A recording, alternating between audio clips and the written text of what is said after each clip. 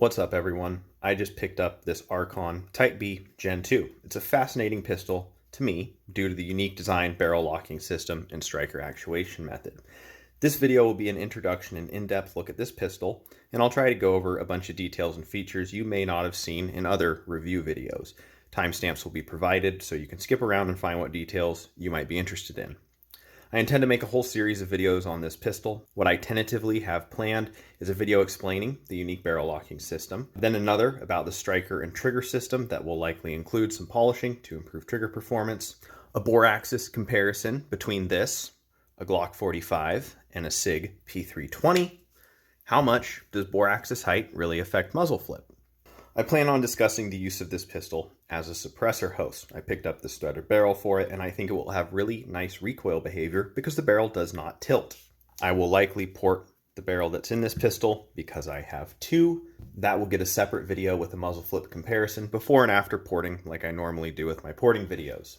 I will make a final video about all the upgrades I end up doing to this and what I think of it as a platform, how it shoots, and its value after I have much more experience shooting it and modifying it. Keep an eye out for those videos if any of that interests you. Without further ado, let's get into it. Yep, we're going to do a boring unboxing. Sorry. You get a pretty nice hard case. Pistol set up with its compact grip configuration, one 15-round magazine, a full-sized 17-round magazine.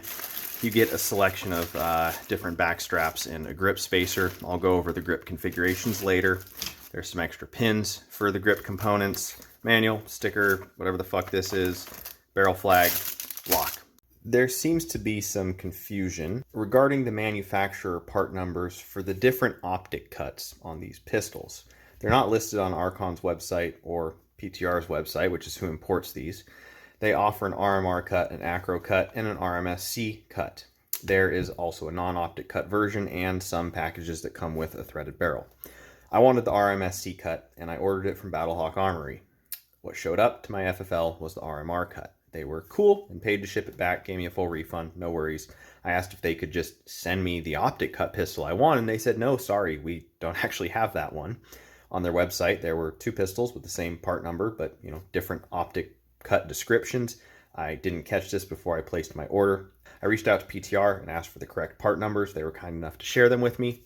I ended up finding the RMSc cut, one that I wanted, with the correct description and part number on Atlantic Firearms. Let's take a look at this RMSc cut because it's a little goofy. There's an aluminum cover plate held on by one screw. Take that plate off, and you can see it has the front recoil posts. They're short, and no rear recoil posts. So this should accommodate the Holosun K footprint as well. The thread pitch for the screw holes is M3 by 0.5. I think M4 by 0.7 is more common for this footprint. The Holosun EPS with the Holosun K footprint won't mount properly.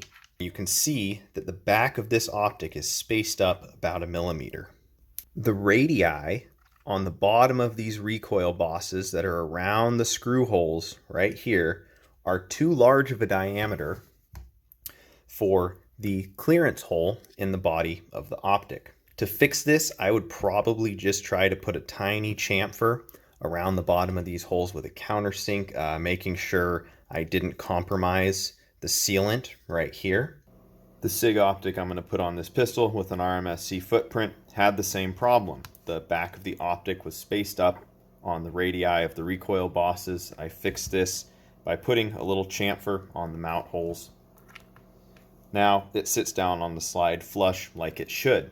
The optic fasteners will be another issue. The bosses only have about 3 millimeters of thread depth before you run into the extractor plunger on this side and the striker spring on this side. The bosses sit proud of the top of the cut by 1.5 millimeters. That means you can only have 1.5 millimeters of thread depth protruding past the bottom of your optic. With my chosen optic, the screws can be no longer than 7 millimeters, so I need to trim down some screws to fit. So if you end up getting the RMSc optic cut slide, your red dot likely won't fit without slight modification like I had to do here, and you'll more than likely need special fasteners. Maybe this cut is specific to the actual Shield brand of optics. My guess is that just due to the location of internal components and the spacing of these mounting holes, they couldn't get enough thread depth without making these raised bosses. I did pop the cover plate off the RMR cut pistol that was delivered first before I sent it back, and the RMR cut did look standard.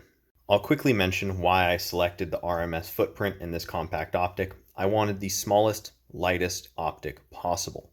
The whole purpose of the design of this pistol is to reduce muzzle flip by lowering the bore axis. This also means the reciprocating mass of the slide can be lower.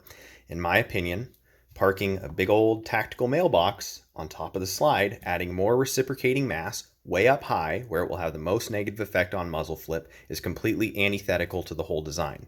If I wanted the most flat shooting pistol, I wouldn't put an optic on it at all. But I don't buy non-optic ready pistols anymore. I want optics on all my pistols. The other way to consider that is that you could put a bigger optic on it, and maybe now it will have comparable muzzle flip to a higher bore axis pistol without an optic.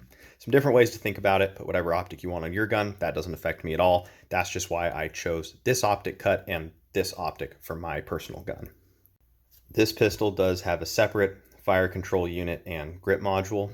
PTR offers a black and FDE grip module kit on their site.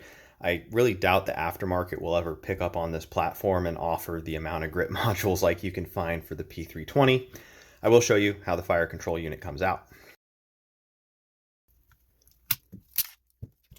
The takedown pin is captured in the fire control unit and goes through a hole in the grip.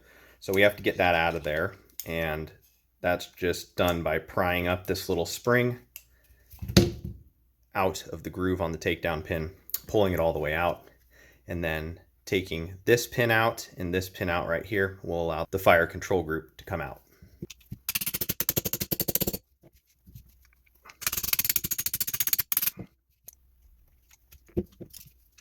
Okay, now there's some shit that wants to fly off of this when you take it out of here, but it just pulls straight up.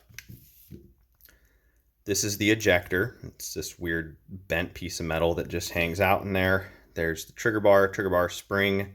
This is that takedown pin retaining spring, and then of course my slide stop slide release just popped off of there, and there's a little spring for that. So this is the serialized controlled component of the firearm. Serial number is right on the back here. You'll notice this weird little bump on the back of the grip. I thought for sure that was for clearance for some internal components. It's not. Nothing on the back of this guy. Don't really know why this bump is here. We'll see how much it bothers me when I start shooting this thing a bit. All right, let's talk about these grip configurations with this modular grip system here. This pin is for the back strap. This pin is for the little extensions right here. This pin you probably wouldn't want to take out. That is the pivot point for the magazine release mechanism inside here. So as it comes out of the box, it's in the compact configuration. The back strap captures this piece. So it looks like this pin needs to come out first.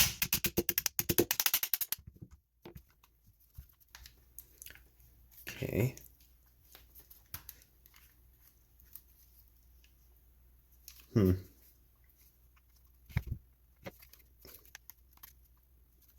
Well, kind of stops there. So maybe we need to take this off too.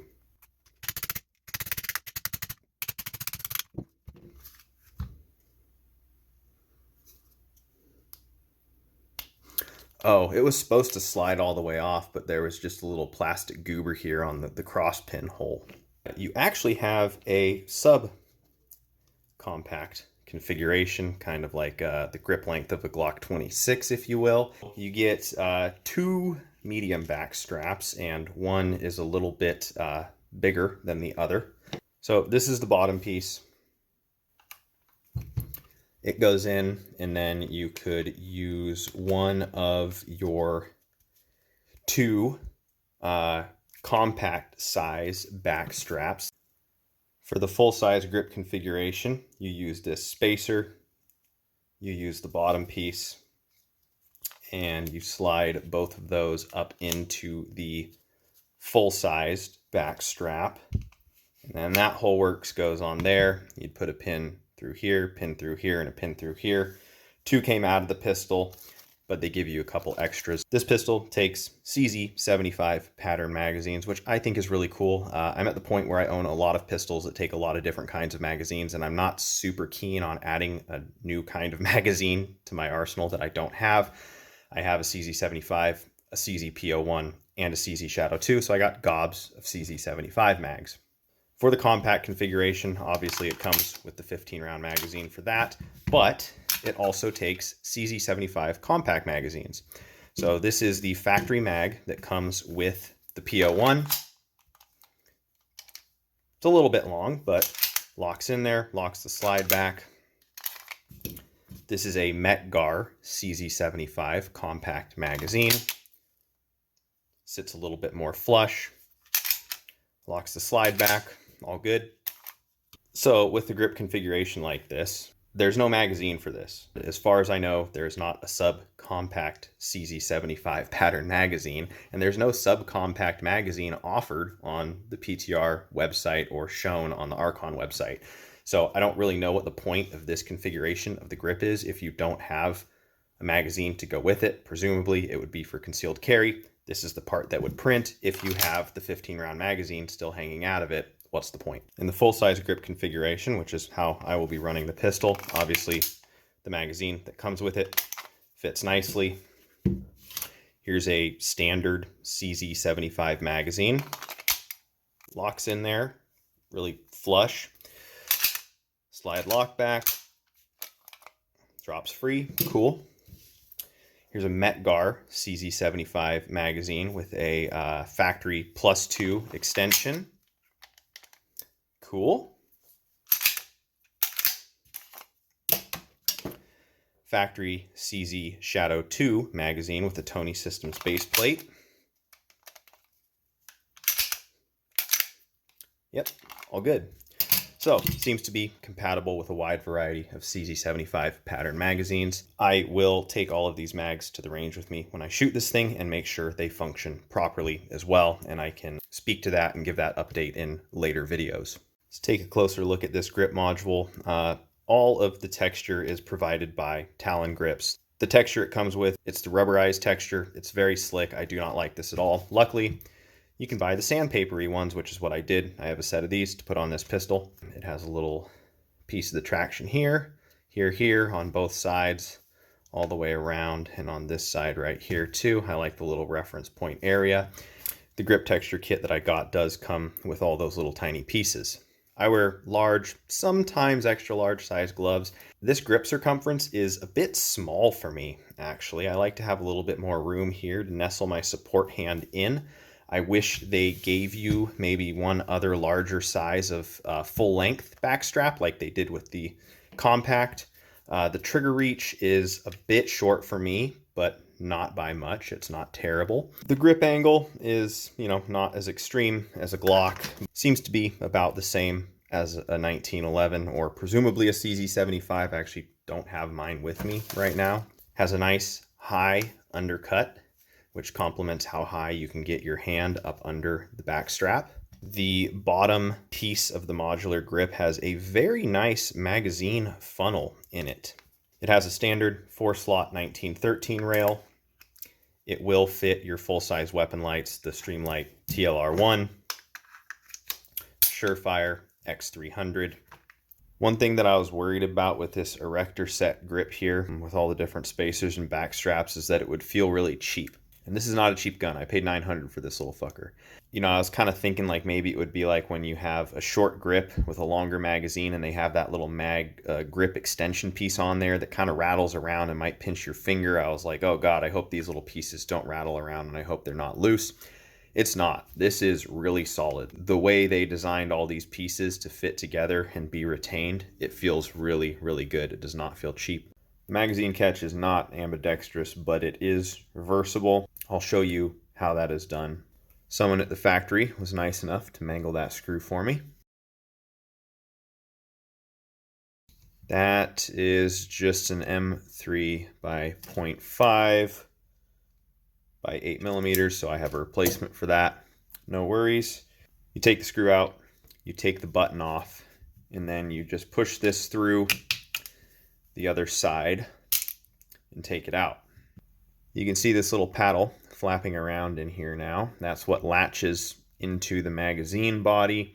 That and the spring are captured on this little cross pin I mentioned earlier. The center tab right here on this latch goes in the V of this mag catch right here. Notice how this is polished. So to put this guy back in, you have to push the little center notch of that paddle forward enough to get it in the V. The easiest way to do this is reach up from the bottom and push that thing forward enough to get the mag catch in front of it. And then at that point, you can guide the mag catch through like that. You put your button back on, put the screw back in it. So you can see the ramp of that mag catch pushing the little tab on that paddle forward. That little arm and that little arm, you can see it's going to engage with both sides of the magazine body. You can see that the mag button is protected from the rear. You can't really push it in if you push it right here. You have to reach all the way forward and push it at the front. I can reach this without breaking my grip, but I have pretty long fingers. Might be a pain for smaller hands. This pistol does indeed have Glock compatible sights, front and rear. And you can see a little screw right there. Let's get a good look at this trigger. I'm pretty impressed with it for a striker fired trigger. So instead of the little safety dingus in the center of the trigger, just the whole shoe pivots on the part of the trigger that's actually connected to the trigger bar. So there's the safety disengaging, the shoe pivoting. There is your take up, pretty short, nice firm wall, and the bottom part of the trigger shoe is at about 90 degrees. It has a pretty crisp break, but it has some gritty creep to it and then quite a bit of over travel. Reset, not too long, not too short, positive, audible, tactile. I'm going to show you the creep in the trigger here by controlling it with my other thumb. Creep, creep, creep, creep, creep, break. And then here's all your over travel. Quite a bit. Let's check the trigger pull weight. Keep in mind, I haven't shot this yet. It's not broken in. It's going to be gritty and a bit heavy. And I'll put my trigger gauge right in about the center of that lower half. Right at about 5 pounds. If you asked me what I think this trigger weight is, I'd probably say about 4 pounds. It feels much lighter than it is. Trigger action out of the box for a striker fired pistol is really pretty nice. I'm excited to see how this trigger improves with a few hundred rounds through it. And then I'll go ahead and polish all the trigger components in there too. One thing I was really surprised about this gun is how damn wide the slide is. It is 1.1 inches wide. It's a whole 1/10 of an inch wider than a Glock slide. It's about a 4-inch barrel. It's got a full-size grip. That means it will be a very nice comparison to my Glock 45. You can see how much wider that slide is, you know, overall length. The Archon's a little bit longer, has a little bit longer barrel. Grip size is pretty comparable. The other thing that I found interesting is how much this gun weighs. So unloaded, no magazine as it comes out of the box, no optic, 26.3 ounces. Glock 45, no magazine, unloaded, no optic mounted on it, 20.8. All right, I think that's everything I wanted to cover initially on this pistol. I hope this was interesting or informative. If I missed any details or features that you know of, please leave them in the comments. If you have any outstanding questions, also leave those in the comments. I'll do my best to answer them. Keep in mind, a lot more will be covered in coming videos. Thanks so much for watching. I'll catch you next time.